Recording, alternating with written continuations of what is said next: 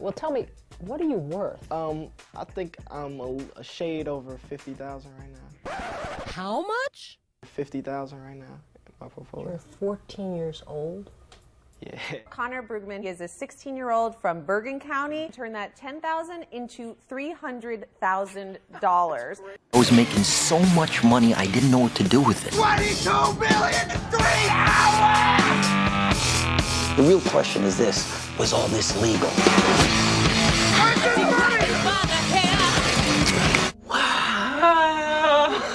Absolutely not.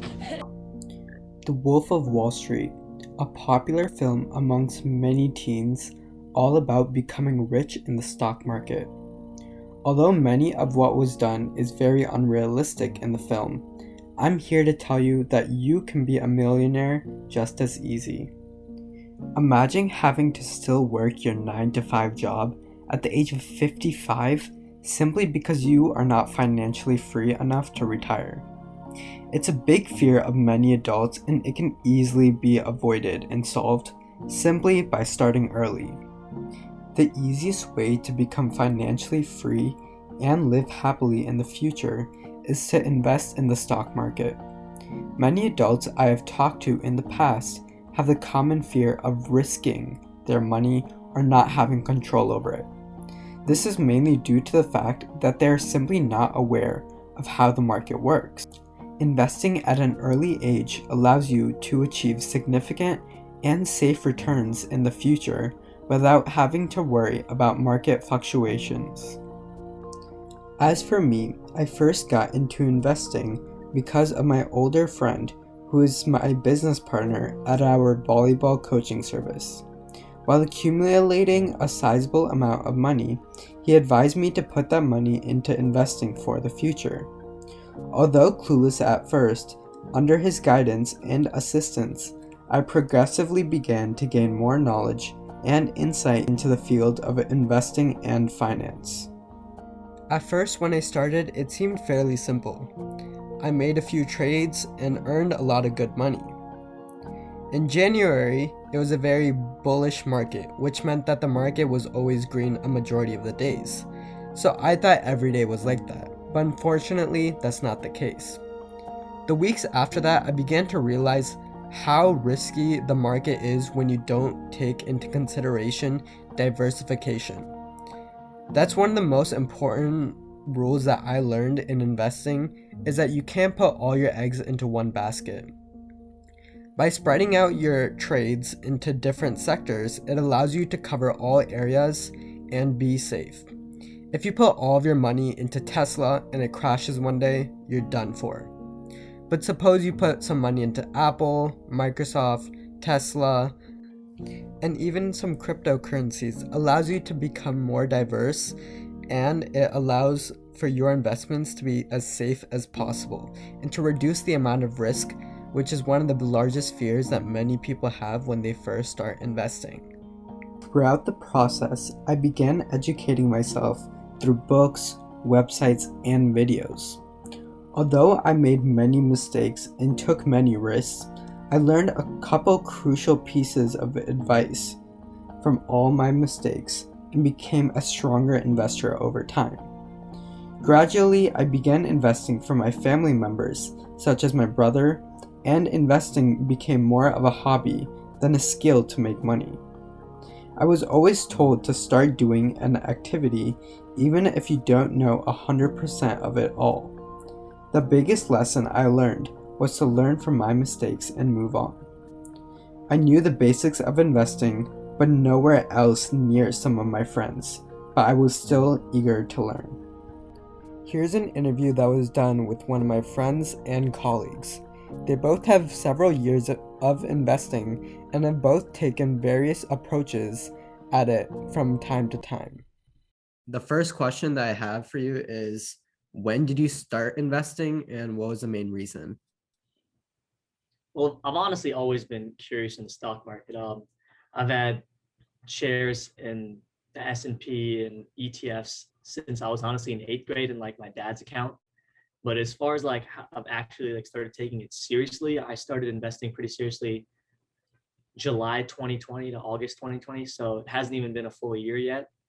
And the main reason I started because I found it really interesting. I mean, you hear these stories about how people make millions of dollars and all that. And while that is true and it might be insanely hard to get, it's something I personally have been interested in and continue to try to learn new things every day. So I started investing the winter of my senior year of high school, and even though I wasn't 18 yet, I did it through this thing called a brokerage or a Guardian brokerage account. And what that is it lets your parents put some money in a brokerage account, and it's under their name, but you do the investing and it passes on to you when you turn 18. And I did it because investing is a great source of passive income. And I mean, this is definitely a skill that I personally think everyone should know how to invest to some extent, because I mean, you'll have to do all that with your retirement, your Roth IRAs, everything like that. And I see this as nothing different. Basic financial literacy is the most important and underrated thing that schools aren't teaching today. That's true. So along with that, with your couple years of experience now, what huge like life lessons have you learned so far from being involved in the market? Yeah, well, the stock market is crazy volatile. I mean, anyone who's invested for even a few months to years will tell you it goes up and down, and you can't control it. So you definitely learn a lot of lessons, like how to manage your money, how to be smarter with your money, how to tolerate losing some money, because there's going to be days, weeks, even months where you lose a lot of money, and you're going to have to be able to have the mental and emotional strength to accept these losses and understand it's part of a process in the stock market. It's just part of a cycle. Another lesson I would say is I've started to try to teach other people how to invest or to understand the market better, because it's probably one of the most daunting things in the beginning. Is like you just see a bunch of ticker symbols, you hear everyone talking about the stock market, but the amount of people that actually understand the stock market is not that much. And I think it's one of my goals to try to raise the levels of literacy and comprehension as far as the stock market goes. So probably the biggest lesson I've learned so far from being involved in the market is don't let FOMO get to you. FOMO is fear of missing out. And if you have done all your research, done all your due diligence on a certain trade, go for it, but always hedge your risk. Always, if you make a risky trade in one sector, make an equally, safe one in another one to counteract any negative effects that trade might have. That totally makes sense. So what are some ways that like being involved in the market has like changed you or impacted you in your, say, day-to-day life? Yeah, well, stock market is something I like to look at it every day. So for example, when I wake up at whatever, 6 a.m., 7 a.m., and I start my day, sometimes I'll just read an article online, and it could be something about politics, like about how Biden has a new infrastructure plan or his new plan for the next 4 years, and that affects the stock market directly. Or I can read an article about a specific stock, like it could be like Facebook or Microsoft developing a new technology. And for me, I started finding these type of things more interesting, and I would probably read about 5 to 10 articles a day on the stock market. I do maybe a few hours worth of research here and there, but it all just started with just me being interested in it, and I found a passion in it, and I thought it was very interesting, and I just started going for it. So being involved in the stock market has definitely changed me for the better, and that's because the stock market doesn't like work on your time scale. It works on its own, and it's open from 9:30 a.m. to 4 p.m. no matter what, and it's taught me, responsibility, like waking up early no matter what on weekdays just to like make sure I can catch the market early, and I guess it's also taught me how to prioritize a lot. Yeah, that's cool. So what is something that you would tell people that are always afraid of starting to get into the market because of either losing money or it's too risky, too volatile? Yeah, no, that's a great question. And I always hear that because for some reason, they have this preconceived notion that when they start investing, they're just going to double their money within a few days. And that's not how it works. You want to almost have like a long-term way of thinking. And this relates to the fact of people continuously talk about compound interest or like index funds, mutual funds, ETFs, whatever you want to say.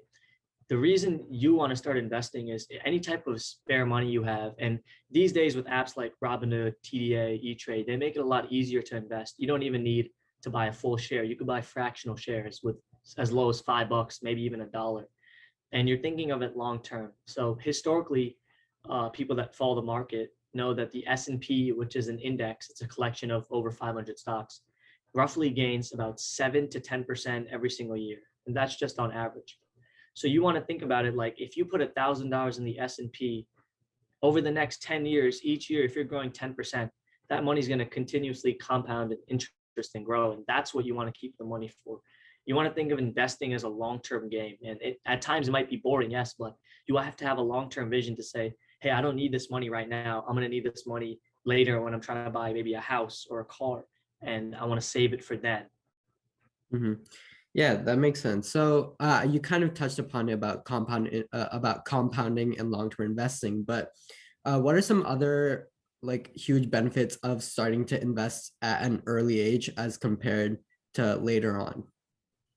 That's another great question. For some reason, everyone always thinks they're too late to start. Honestly, it doesn't matter if you're 18 years old or it doesn't matter if you're 50 years old. You're never too late to start. And I think the biggest thing is what you learn from investing early, right? So I've been actively trading for less than a year, maybe nine months or so, give or take. And the amount I've learned in those 9 months just about the stock market is more than I've ever learned throughout the first 18 years of my life. And it's because it's through experience, right? When you're physically putting your own money in there and you're forced to learn about it, that's what I think is the most successful lesson. I had a mentor who also taught me a lot about the stock market, and he would always tell me it's more important what you learn now than it is how much money you make or lose, because I can make a certain amount of money or lose a certain amount of money, but it's better to do that now than later. So I already have that experience, and everyone knows the more experience you have with something, the easier it's going to get and the more you understand it. The benefits of investing early, in my opinion, are definitely that, I mean, the earlier the better for anything, and investing is no exception. The more experience you have early on, it gives you a boost for like later on in life. Yeah, that's about it. Do you have any last words about investing or anything in general? Definitely do your research and do your reading. It's a completely underrated thing, but the numbers don't show the whole story for anything. And I always spend in the mornings reading at least 15 minutes of news. I make that time for myself to read, and it definitely does help the decision making process a lot easier when it gets to that point when you have to actually need to execute trades and you're like, what should I do this? Should I do this? How much? Anything like that. Yeah, I mean, if I was trying to talk to the average person who's trying to get started in investing or trying to learn about the stock market, I would say you can get educated for free. I mean, there's so many YouTube videos out there. There's so many articles you could read, whether it's Forbes, Wall Street Journal, anything. There's so many resources out there. So continuously try to learn something, right? And that's what I think is going to keep you motivated, keep you passionate about something, is you have to personally want to learn. You have to have the ambition to say, hey, I want to do this. I want to learn it. And just put in a little bit of effort. Like I promise you, 5 minutes a day can really change your life as far as how much you learn, how much you know. And then you're going to start building up that confidence to invest. And when you turn 18 years old and you can start trading by yourself, you can go ahead and do it. And I always like to offer out my email or whatever. So I always like to help people myself. So there's still people to this day, they'll always reach out to me, ask me questions, and I love answering them. Even an interview like this can help the average person feel a lot more ambitious and motivated as far as what they can do, steps they can take. And I genuinely think the stock market's for everyone, and compound interest and savings is part of just financial literacy. Yeah. All right, great. Thank you so much for being here today. Yeah, no problem. Let's take a look at a quick example. Here's Nicole. She's a bartender at a local Starbucks. She's living off her day job salary and putting 100% of her side hustle towards investing. From the age of 20 to 30, she works as a bartender 2 nights per week in addition to her normal job. She brings in $100 per night and invests it all into index funds, providing a 10% return. At the age of 30, she quits bartending and never invests another penny. Checking out the math, at the age of 65, her investment will have grown to over $4 million. To be precise, $4,869,646. She's set for life. This shows the power of focus and investing early. Let's take a look at another quick example.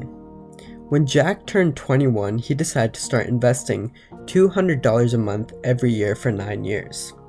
At the age of 30, he decided to stop investing altogether.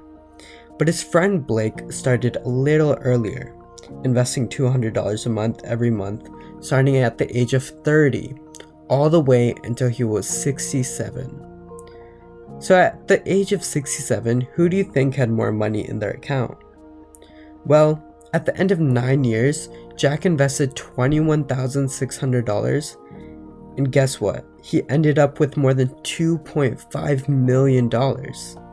That's the power of compound interest. And Jack's friend Blake invested a whopping $91,200 over the course of his 37 years. And at the age of 67, he had built up only $1.4 million, but he never caught up with Jack. So how did Jack do it? He didn't invest nearly as much as Blake did, but ended up with over $1 million more. That's the power of compound interest. It turns more than $20,000 invested in 9 short years into almost $2.5 million over 37 years. It's not as consistent as a savings account, but over the last 40 years, the S&P 500, which tracks the US stock market, has gained about 11.5% per year on average. It can be volatile over short periods, but there has never been a 20-year period where the market has been down. Therefore, patience is key when it comes to investing in the stock market. By having a short-term mind, it conflicts with your investments and overall creates a bad habit. By thinking long-term, it allows you to stay mentally stable, and at the same time, you save a lot of time instead of wasting that time checking your portfolio every single day. I used to spend 5 to 10 minutes every single hour when I first started checking my portfolio and how it was going. But of course, the next day it would be completely different. Then I learned that by thinking long term, it allowed me to save a lot of time and kept me mentally stable when it came to money management. This topic is crucial for everyone to know about because it can be the difference between retiring happy at a younger age and being forced to work paycheck to paycheck to make a living. It also helps create life lessons that one can implement in their daily lives. Investing safely will also allow solving many people's worries and problems that may occur in the future. Now the big question is, how can you do it? You learn so much, but now you really want to know how to get started and get one step closer to financial freedom. Well, it's not as hard as you think. If you're 18, all you have to do is sign up with a brokerage account, put in some money, and start your first investment. If you're under 18, there's no problem at all. You can talk to your parent and create a custodial account under your parent's social security number. That way, you're still managing your own assets, but it's under your parent's name. And once you turn 18, those assets become only yours. Most importantly, remember, you can start as little as $1, which means there's no risk involved. You get to control how much risk you want, and you get all the control in your own investments.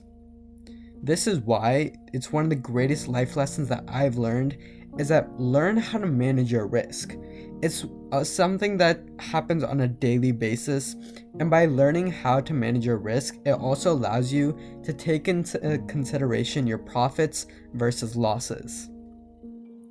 So go out and start investing, because that'll be your one step towards becoming a millionaire.